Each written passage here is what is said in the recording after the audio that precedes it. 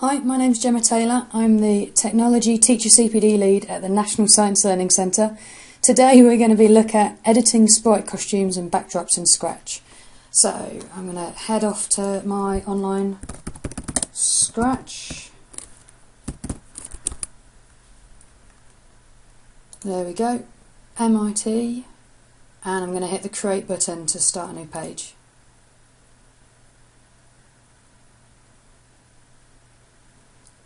The sprite we've got here can wear lots of different costumes. Clicking on the Costumes tab, I can see that I've got two costumes here, one with a cat standing and one with it walking. Now, I can choose to paint on that sprite, I can choose to delete it, I can choose to create my own. And here we've got the editing tool, so my sprite could actually be some text, if I wanted it to be.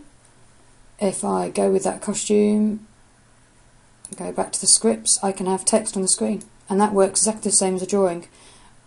Now it might be that I want to use one of the costumes that's in the library, so if I was to choose a bat, for example,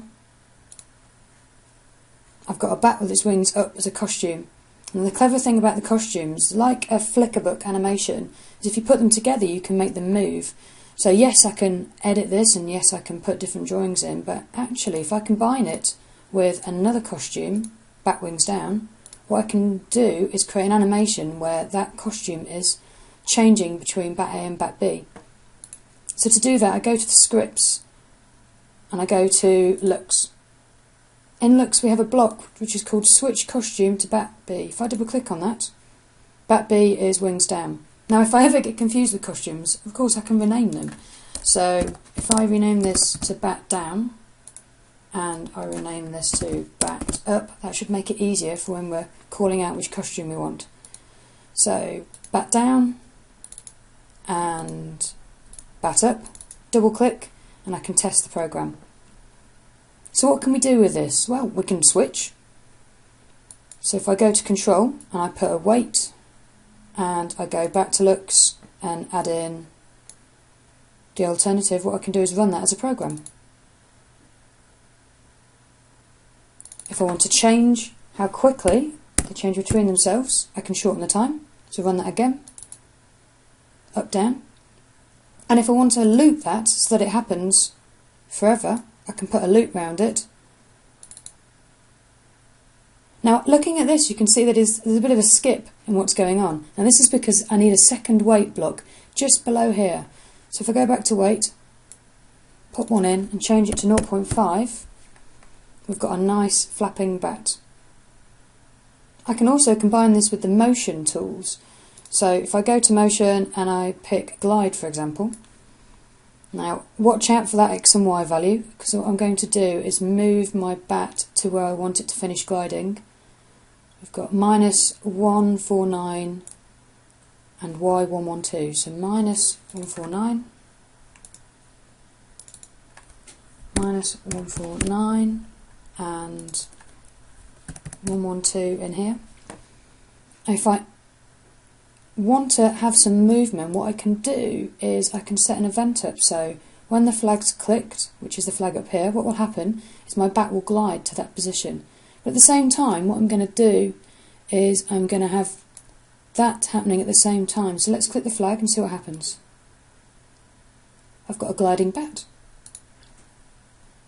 I can also combine this with the movement that we did in the last video. So if I reset that back to the centre, I'm going to keep that code on the screen because we've got that flapping motion already happening.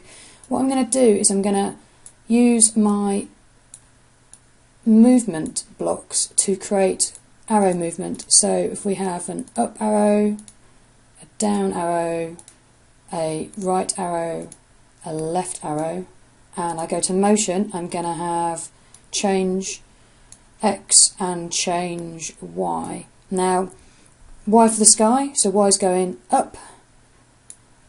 If we want Y to go down, we need to put a minus in front of it. If we want X to go right, it's a positive. If we want X to go left, it's a negative. And now when I press my flag and I move the keys, I've got a bat that moves around the screen. I'm going to stop that program now. Okay, so what about the backdrop? Well, it's looking pretty boring at the minute. Let's put something behind. So what we can do here, we can choose a backdrop from the library, we can paint our own, we can get one from a file on my computer, or I'm going to try using my webcam. So if I allow my webcam to work, you can see, there's me. If I take a quick picture, I've got my webcam on the screen. I can draw on it if I want to. So I can draw on that picture. I can draw all over it. But let's say we don't want a picture of ourselves on a webcam.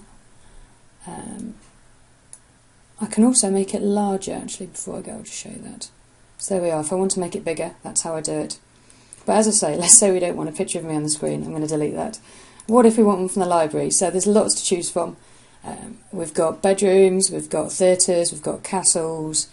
I'm going to go for a bat flying next to a rock. So I've dropped that in the background. Okay, so we've got a bat. If I go to scripts and I press my flag, I've got a bat flying around my new backdrop. I'm going to stop that. So what if on my backdrop, what if I want to change? So what if I want to paint a new one? So let's paint ourselves, I'm going to use the paint function to have a wavy line down here. Fill that. I'm going to have a paint function to do a little wavy line up here. Fill that. And then let's have, so what I've done there, if I draw a little circle in yellow, there's a nice little beach scene. So I've got a bat flying on a beach. So I've got two backdrops. I'm going to rename that to beach. I'm going to keep that called Garden Rock. So what we can do is we can write a script that will change between different backdrops. If I go back to scripts,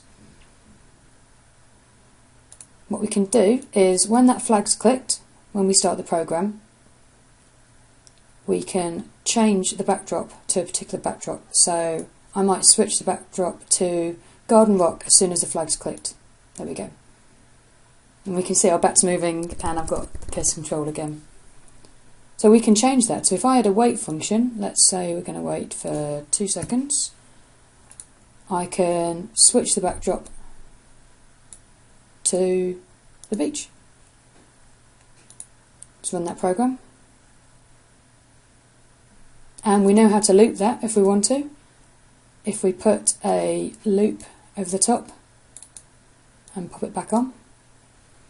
Remember to put that second wait in. If I play that, we should run a program which flips every 2 seconds between the two. Well, thank you for watching. There's more to come, as I mentioned earlier, about sensing and buttons and drawing and a bit of maths and a bit of science in Scratch.